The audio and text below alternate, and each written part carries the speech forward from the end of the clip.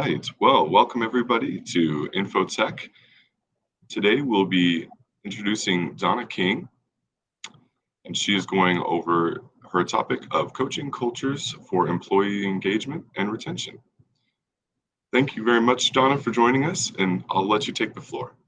Okay, thank you, Nathan. Appreciate it. Welcome, everybody. I know it's a full day, and I'm pleased that you came to this breakout session. My name is Donna King, and I'm a performance development coach who serves as a co-president of our local chapter of the International Coaching Federation. And I'm committed to building awareness for the power of coaching and how it impacts people, teams, and organizations. And I believe that organizations need confident, engaged, and effective leaders and cohesive teams to sustain a culture of high performance and to thrive. And coaching in the business world has become a mainstream approach to professional leadership development. And there are a growing number of organizations who also recognize the value of building a coaching culture that offers employees at all levels the opportunity to grow their skills, to enhance their value, and to reach their professional goals. And studies show that a strong organizational coaching culture is correlated to higher employee engagement and stronger overall performance. And let's face it, navigating change, uncertainty, and keeping employees engaged and focused really has never been as crucial as it is in these unprecedented and emotionally charged times. So today, I'd like to share a little bit more about what professional coaching is all about. And we're going to do that by busting some common myths around coaching and generate some conversation about how coaching is currently used in your workplace, and perhaps how you might want to integrate it in your world if you haven't already. So if you have any specific questions about coaching, you can certainly type it in the chat box, and Nathan will maybe collect that at the end, and we can answer some questions too. But first, what is coaching? And ICF defines coaching as a creative and thought-provoking process that inspires people to maximize their personal and professional potential. And what's a coaching culture? Well, Forbes magazine simply puts it as supporting employees so that they learn new skills and become greater assets to a company. So a management culture that emphasizes training, regular feedback, and opportunities for growth creates a more engaged and energized workforce. Now, to dig a little deeper, the definition that I like to use is it's one that embraces a growth mindset and honors each person's wholeness and humanity to create a more engaged and energized workforce that has the clarity and focus to produce more successful outcomes together. So if you use the metaphor of a playing field, a coaching culture is one that is aware that playing the game takes energy, especially when the rules of the game seem to change. And we all have roles on that playing field to position us to reach our collective goals. And a coaching culture supports people in achieving successful outcomes by helping them gain better perspective and to build skill set and empowering them to perform at their best on the field. This includes having candid and constructive conversations and clearly defining and being accountable to goals. So it's not just about teaching with a feedback loop. It's about developing the mindset to learn and work with it and to help employees really find meaning in what they do, which leads to real, lasting, and sustainable results. In a coaching culture, people are committed to learning and invested in the process so that they can perform optimally to achieve the results that they really want. So I want to take just a little poll here. If you work within an organization, how does your workplace currently integrate coaching in your culture? A, you have internal coaches that are dedicated, and trained as coaches. B, you have managers trained to coach employees as part of their leadership role. C, External coaches, you hire professional coaches for individuals and teams. D, any combination of the above, or E, none of the above. You can write it in the chat box. I don't have access to seeing that, but love to hear that. What I typically see is some combination of the above. Okay. So strong coaching cultures are really a growing trend, and they can benefit the entire organization, which links not only to higher employee engagement and retention, but also to better financial performance. A study from the Human Capital Institute and the International Coaching Federation found that 1 in 4 organizations has a strong coaching culture. And that's nearly 50% increase from the year prior. And that which reported 17% of organizations that had such a culture. Organizations with a coaching culture have a larger percentage of highly engaged employees other than other organizations. And 46% of organizations that reported having a strong coaching culture said that their revenue growth was above that of their peers that didn't have a strong coaching culture. And the way that they defined a coaching culture, a strong coaching culture, is that it meets 5 of these 6 criteria. So the first one is that employees value coaching. Senior executives value coaching. The organization has a dedicated line item in their budget for coaching. Coaching is available to all employees. Managers, leaders, internal coaches receive coach-specific training. And then the last one is all 3 of these things: internal coaches, external coaches, and managers and leaders use coaching skills within their organization. So think about how your workplace aligns with this. You may see all of these things or just a few of these things. Okay. Oops. So to make this a little interesting, I want to share with you some truths and myths about professional coaching. And so again, if you can kind of type in the chat box or even in your head mentally, answer to each of these statements, truth or myth. Okay, let's get started here. The first one is coaching is woo-woo. Is this truth or myth? Well, the answer is myth. Yeah. Are we seeing some stuff in the chat box here, Nathan? Yes, we are having people agree with you, myth. Okay, good. So, coaching can have a therapeutic or mythical feel. And sometimes out of nowhere, a miracle will emerge, or a client will think, gosh, she can read my mind. And it may appear that we know things, but it's really because we really understand human behavior. And it's a result of, those mirror neurons firing between the coach and the coachee. And the rigor of our coach training also sets us up to do this. Our job as a coach is to be present, and it's a highly emotional intelligence skill set. Now, the reality of that is that coaching is both an art and a science, and coaching is a self-regulated professional industry. And the International Coaching Federation has set up some rigorous standards and ethics by which we abide by. And as a credentialed coach, we are guided by some key core competencies. So sure, a woo-woo can hang a shingle that says coach, but you'll increase your probability of getting consistent and sustainable results from a trained coach. And, whether you're looking to hire a coach or even become a coach, what we recommend is that you start with either the global entity of International Coaching Federation, or there's a local chapter here in Nebraska for training resources. And,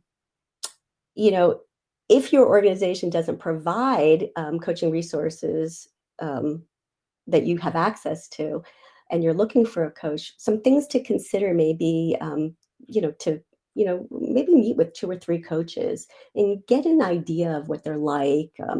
And, if you connect with them, because inspiration and possibility should really emerge as you engage with each other. And, most coaches offer exploratory sessions to see what that fit is like. And then, of course, credibility. What kind of experience do they have? What kind of skills, qualifications? Perhaps there's a coaching specialty. You might have hear some of their success stories. And even some coaches even offer assessments. um, I use a social emotional intelligence tool that's really foundational to gaining clarity and insights around, how you respond or react under pressure or stress, which is crucial in building constructive work relationships. And then, of course, you might want to ask about accredited coach training. Okay, our next coaching is giving advice. Is this truth or myth? What do you think? The answer is myth. Coaching is guiding people in the process of self discovery. So, coaching involves asking powerful questions that the coachee wouldn't think to ask so that he or she can access their own answers. It's intended to help people whose perspectives are so ingrained that they can't see their blind spots and come to a new awareness about themselves. So, a coach helps a coachee discover his or her own best advice. Rather than giving advice, a professional coach creates a path by which they can find their own answers that are really already inside of them. Coaches aren't qualified to tell the coachee how to do their job. And you know what? We don't want to do that.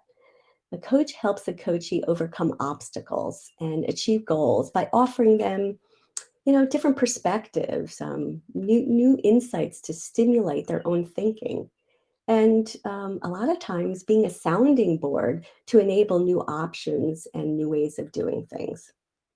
So, coaching itself does not serve to solve problems of the coachee, but rather to help them become empowered and capable of coming up with their own solutions. And then a coachee is still in charge of their own work and accountable to it. And we believe that the coachee is really the expert.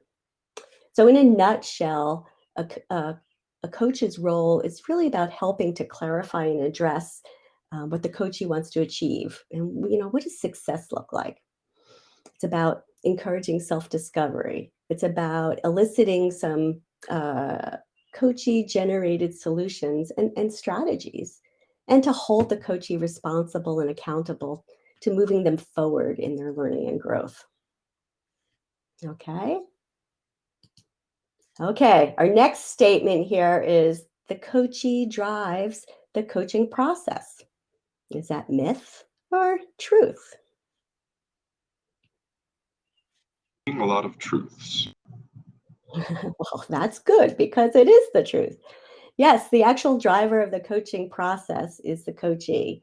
He or she sets the agenda on what they want to address and partners with the coach to craft the commitments and take action accordingly. What the coachee puts into the coaching is in direct proportion to what he or she gets out of it. And, coaching is this like delicate 2-way relationship. And the coach has the important role to play in keeping the focus that the coachee has set, providing feedback on how the process is going, and checking in for that accountability. Coaching is for the coachee, and they create it and they're responsible for it. Now, sometimes we see that there's a stakeholder involved, a boss or a sponsor.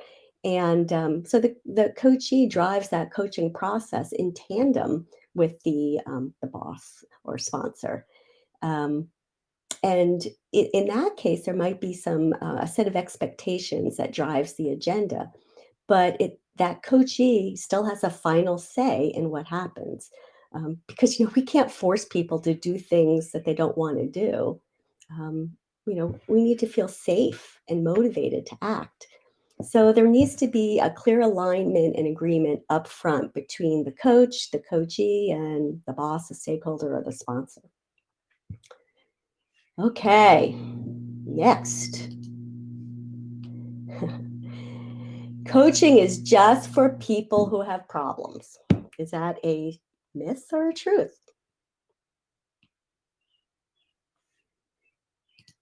I bet people said myth, right? Yes, you are correct. Okay, good.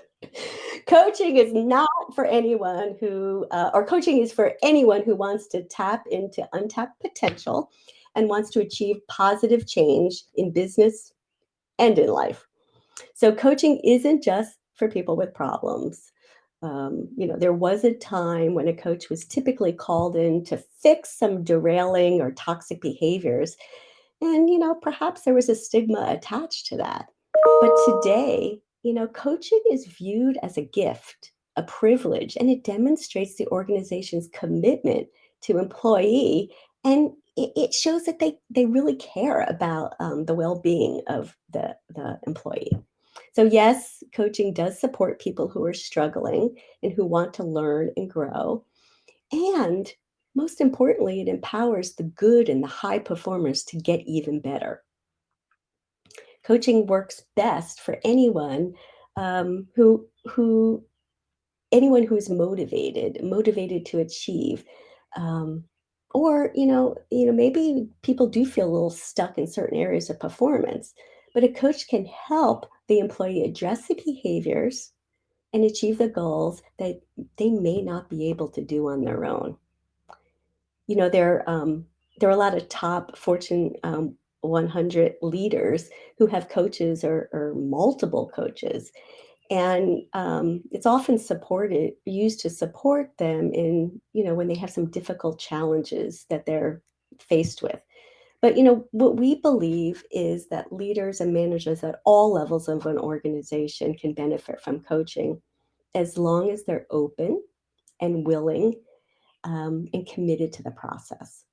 It's not just because their boss says that they need coaching, because as we know, that can really turn off an already disengaged employee. Coaching needs to be agreed to and owned by the coachee. And as we know, learning development is a lifelong process, and it takes courage, it takes willingness, and it takes focus, and it pays off. Disengaged employees cost organizations money. And, in today's climate, of uncertainty and change, what we're finding is that employees are looking inward. They're seeking more purpose, more connection. They're looking for hope and direction, to give their life more meaning. And, we're especially seeing this in the millennials in the workplace also. So, so the answer is myth. Okay, number 5. Coaching is like therapy or counseling. Truth or myth?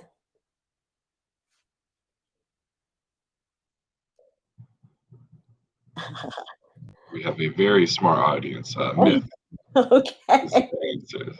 Well, I can't tell you how many times that I said I need a couch in my office when I was managing employees.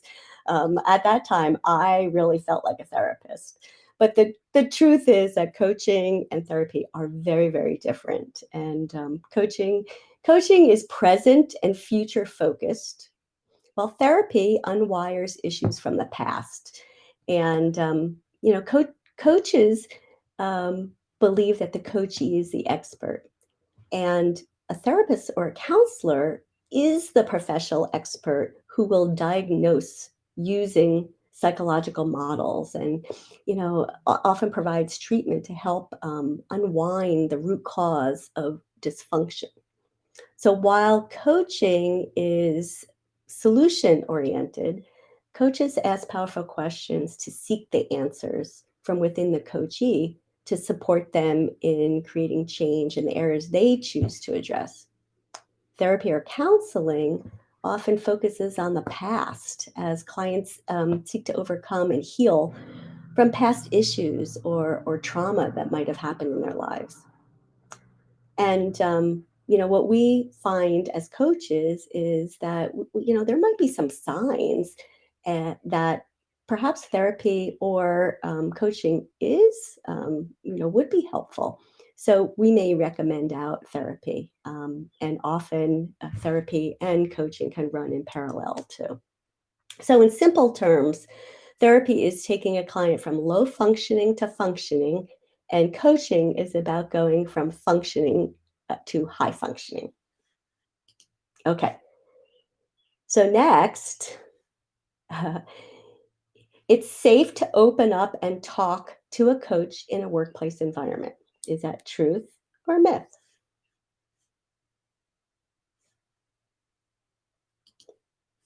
The answer is truth. We get asked this question a lot, and the nature of a coaching relationship is characterized by a mutual trust and respect and freedom of expression, saying what you want to say. That's part of the relationship. And trust implies authenticity and requires confidentiality on the part of the coach. So, in order to have this trust, a coachee really needs to feel comfortable with the coach and believe that the coach can help them achieve their goals. And the best coaches are those who hold space, this open space, so that the coachee feels comfortable saying anything that they feel and they know all is well. And confidentiality is one of the hallmarks of coaching. So, and like I mentioned before, it's especially important when a coach is working with multiple people at various levels of an organization. And you might be working with the boss as well as the person that reports to that boss. So, we are trained and abide by this strict code of ethics that are bound by confidentiality, and so it's appropriate and agreed to at the start of the coaching engagement. So a clear agreement between everybody involved in the coaching is crucial for a coaching relationship. Okay. Number 7, you should always hire a coach with industry experience or expertise. Is that truth or myth?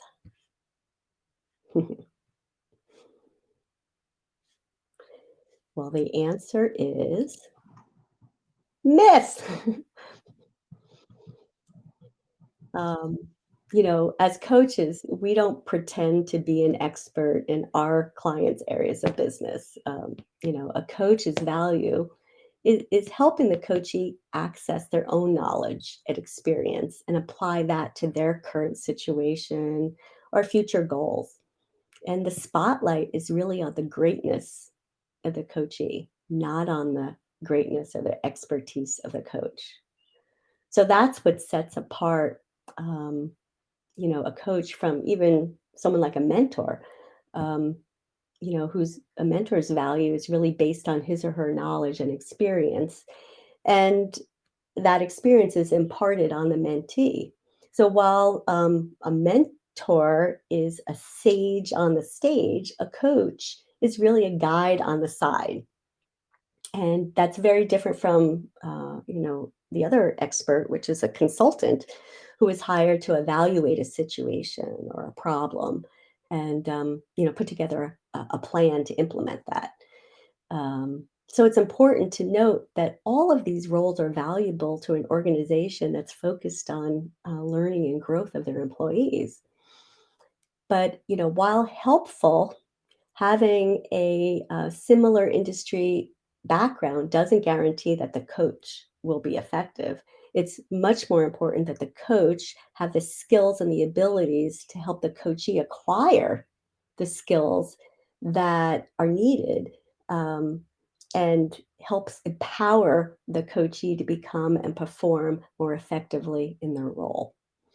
So the most helpful coach is one who listens and helps that client reflect on the choices and behaviors and interpretations and judgments that they might have. And, you know, I think also sometimes experience in a client's industry can limit a client from seeing some things through fresh eyes also. What we want is some new creative and innovative results to emerge. So either way, fit, connection, and coaching experience is the most important. Okay. Our next one here is coaching results are immediate. Is this myth or truth? We have attendees saying myth or depends on the person. Well, I love that answer. Perfect. It's very, very smart people here because the answer is sometimes. And, while coaching is not intended to be a quick fix, many coachees experience some tangible results after, one or two sessions. And coaching can be more immediate for some because it comes from the inside, and we're all unique human beings designed with varying levels of readiness and areas that they want to address. So although human beings can tend to change slowly under normal circumstances, coaching for engaged and motivated people who really want to seize that opportunity can lead to some remarkable, rapid changes in thinking and behavior. So it depends. And, I think what I would say, or we would say, our industry would say, um, if you're seeing a coach and nothing has changed after a few sessions, you, perhaps you might want to, you know, see a different coach or perhaps another resource.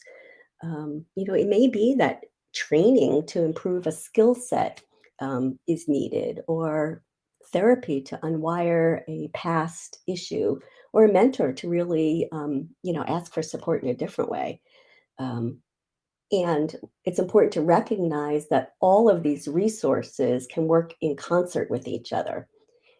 But the point is that you should feel some momentum building. Okay. Okay, my last statement here is coaching is expensive. Myth or truth?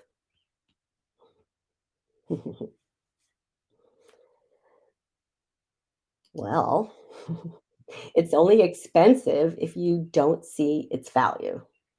And coaching is really an investment, but it pays off exponentially. And, one of the most critical benefits of coaching that I see is that it ultimately saves you time and energy, because it redirects you towards what really matters most. If you think about all the times that you've gone down the wrong path, or you're spinning your wheels, or you come out of a meeting or a conversation ruminating over work issues, or it just drains you from being able to move forward. Coaching can really help you get on that path. And also, according to Gallup study, 1 out of 4 employees are disengaged, and 13% of employees are actively disengaged, and 67% are not engaged. So this translates into this remarkable number of $7 trillion in lost productivity. So can you imagine the results if your organization adopted a coaching culture? Companies that have used professional coaching for business reasons, for business reasons, have seen a median return on investment 7 times their initial investment. And according to this study, 1 in 4 organizations have a dedicated line item for coaching in their training budget, and 21% of their overall training budget was allotted to coaching. So that's pretty big there. So it's easy to see how organizations with a coaching culture can really save money in what's learned through coaching. And many organizations even put measures against it and track the ROI of learning and development initiatives, including training and mentoring and coaching and consulting. Um, training is a very valuable resource. However, how many times have you gone to a training course and then you come away with these great takeaways, but then it goes on a shelf and you never see it again? What we've learned here in this study is combined with coaching, training combined with coaching, you see sustainable results. So, coaching shows that research shows that training increased productivity by 22%, while training combined with coaching increased the productivity by 88%. So, again, all of these are great resources and you can use them together, but you have to have a clear understanding of the roles and the alignment and the goals of each role. Okay. So, you've learned a lot here today. And, what you probably know already is that people come to coaching for any number of reasons, whether struggling with an issue that blocks progress, or perhaps there's an opportunity that they really want to accelerate and move quicker. So, given what you've learned here today about coaching, what are some triggers that may call for coaching as a solution? Any thoughts or ideas, or perhaps even examples of what you've seen already? Go ahead and type that in the chat box, and we'll call that out.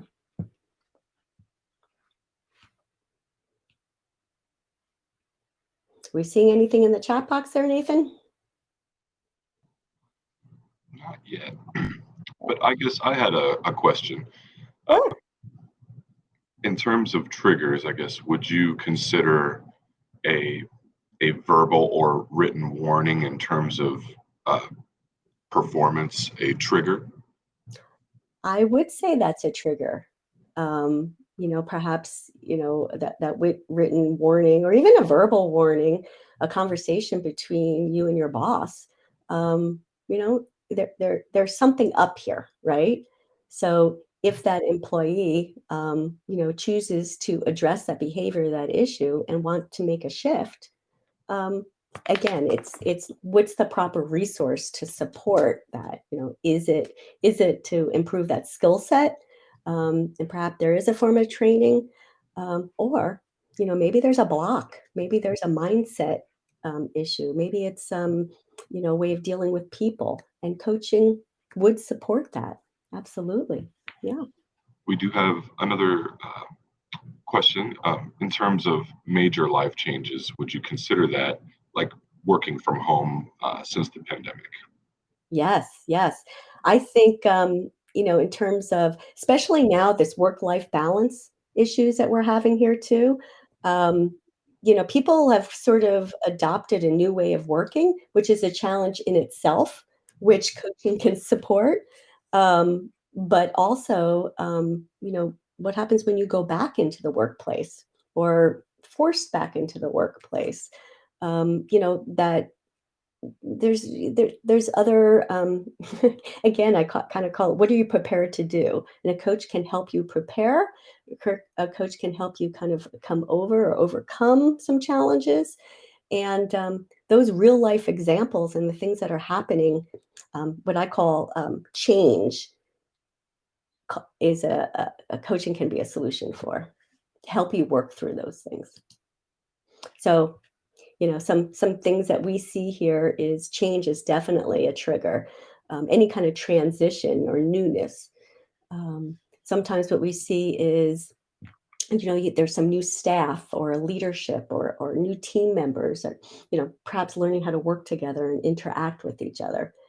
um, Unmet challenges and expectations, in your team or your organization. What kind of results are you getting? And if you're seeing some roller coaster results, that can be a trigger. um, Sometimes it's about new aggressive goals that you might be dealing with. as especially, I think after this pandemic, a lot of companies have gone through this disruption and had to pivot their businesses, and there's a lot of newness going on there. So they have different kind of goals, and sometimes very aggressive goals that they have to deal with. Lack of alignment between leaders um, within teams, conflict. Um, Coaching can help overcome that and gain alignment. Work-life balance issues that we just talked about. Um, Repeated unproductive patterns, and that might be something that is written up in what Nathan, what you were talking about, kind of written performance issues. Low social emotional intelligence. Studies say that cultures where leaders have high EQ shows proven results in productivity, sales and profits, reduce healthcare costs, employee satisfaction, and in employee engagement. And another trigger, you're seeing people jump ship, turnover, and retention issues. Disengaged employees, they're going to go to other companies that provide support and development that they're looking for. So, these are all, these are just some of the issues that coaching might support, and I'm sure there are a number of other of them. Okay. So it's clear that coaching impacts employee engagement and retention. And, studies show that professional coaching helps employees improve their performance by 70%. Employees who receive coaching saw a significant um, improvement in engagement, retention, career progression, and business impact. And organizations with a strong coaching culture are really correlated to stronger financial performance. And we believe coaching works. And from our perspective, it's really about gaining clarity, alignment, focus, ease, and growth on every level of an organization. It can start with the employee and within teams and departments and organizations and in life. So that's it in a nutshell.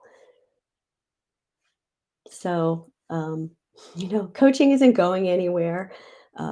Employee development engagement are really changing forces, especially in these times. And organizations that are committed to success really need to employ strategies to best support positive outcomes. And employees are growing much more vocal in their need for coaching and professional development. And because everyone wants to be armed um, with the best skill set and they want to perform at their best. And so I guess my question here, just to kind of end this, is what actions will you take to integrate coaching in your world? If you're ready, is there something that you want to do or you can impact in your organization? Is there something that you could do for yourself? Any thoughts that you want to type into the chat box?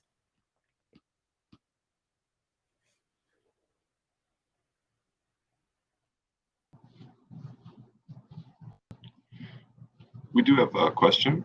Let's see here. How do you reach out to individuals that have a hard time asking for help? That's a great question. Asking for help is really, really tough for human beings. um, you know, it- but the truth of the matter is, we don't realize that by the nature of who we are, people want to help each other. Um, it may be that you have somebody on your team that you notice there's some issues there. Um, and, having that open conversation, really, um, creating a space of safety and being able to, really ask that other person, or I should say, have a conversation with that person to say, I have noticed that you are struggling in X, Y, and Z areas, or ask the question, be curious, how can I help you as your manager? How can I help you as a teammate? I see you struggling, or I see you pushing in this one particular area. Um, how can I support you? We do have a question. Um, Anne said, I think we need it in my organization because coaches are different from organizational change managers like Yeah, myself. People don't understand the difference. yeah, yeah, right. Um, yeah, I mean, change managers, organizational change managers are very skilled in what they do, and it's a more of a systems approach. Um, coaching is different, and I'm glad that you recognize that. Um, you know, coaching, works at higher level down and also at the micro level too. One person at a time, and then it builds also. So, you know, there's opportunities to, I think one of my recommendations here is, and I'll just quickly go through this. It's, if you haven't experienced coaching yourself, or if you have experienced coaching, be an advocate, be an influencer, start at the top and, try to integrate it, have conversations about it in your organization. Um, because, you know, to truly embrace a coaching culture, there needs to be a strategy built around it too. And leaders at every level need to model it, and then that momentum builds also. Um, another opportunity is to adopt a coaching approach to your own management style. Um, as a manager, you may um, you know, how can you adopt that mindset? How can you be curious? How can you ask powerful questions? How can you elicit, um, that the best self in your employee or your teammate? So there's opportunities to do that too. Actually, we have a manager's coach training. It's called Be a Breakthrough Manager that teaches coaching skills to managers to help them kind of find their own best self. We create a self-awareness within that manager, and then that manager kind of learns to adopt some coaching skills to help them perform with their teams at their best also. So that really supports the level of the organization too. Okay, any other questions? Thoughts? I'm being sensitive to time here, Ethan. I know we have a few minutes left. I have one more question. Oh, What would you consider the difference between a career coach and a life coach? And is there a difference? I would say that a career coach is a piece of life coaching. And I think a career coach focuses in on supporting, um, not only what are the strengths um, of that individual and how can you use those strengths to, lead you in the next path of your career. Um, so I think it's more focused on, um, you know, uh, um, creating the right opportunities based on your skill set, and um, giving that person direction, forward movement in that way. A life coach is more of a holistic approach, and that approach, you looking at all aspects of your life, and it really it's kind of the mindset to help you perform at your best in all of those areas. Does that help? Yeah, no, Okay. absolutely. Okay. Um, so employee development and engagement are really changing forces, but those that are committed to success really need to employ strategies and outcomes to best support their employees. And I know that coaching works, and I know that I actually I was a leader in my organization for many years, and it wasn't until I experienced coaching myself that I became convinced. And not only did it transform my life from a personal perspective and a professional perspective, but I transitioned my career. That was 12 years ago, and it's like I said, it's supportive to individuals in so many ways.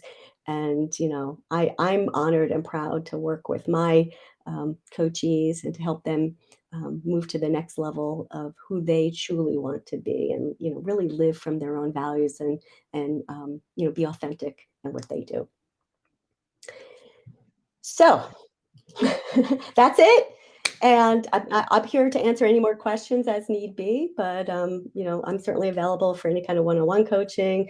If you have any lunch and learns in your organizations that you want, I can certainly come in or find someone else to come in and talk to you about coaching, or your organization about coaching, and help them learn a little bit more about it. And actually, we have a Be a Breakthrough Manager online class.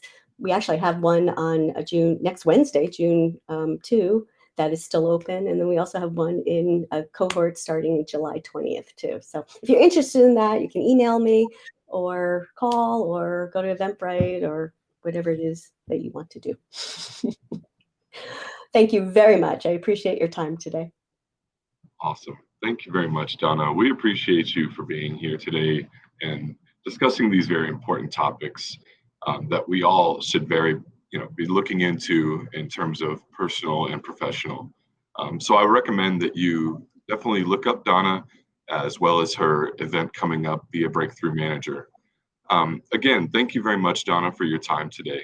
My We pleasure. appreciate you. My pleasure. Okay. Thank you. All right. Well, thank you everyone for attending the Coaching Cultures for Employee Engagement and Retention with featuring Donna King. If you want to head over to the breakout sessions to see the next session, as well as join our networking group to network one-on-one with individuals at the conference, as well as check out our sponsors in the Expo booth section. I hope everyone has a great day and enjoy the rest of your day at Infotec. Thank you. Bye-bye.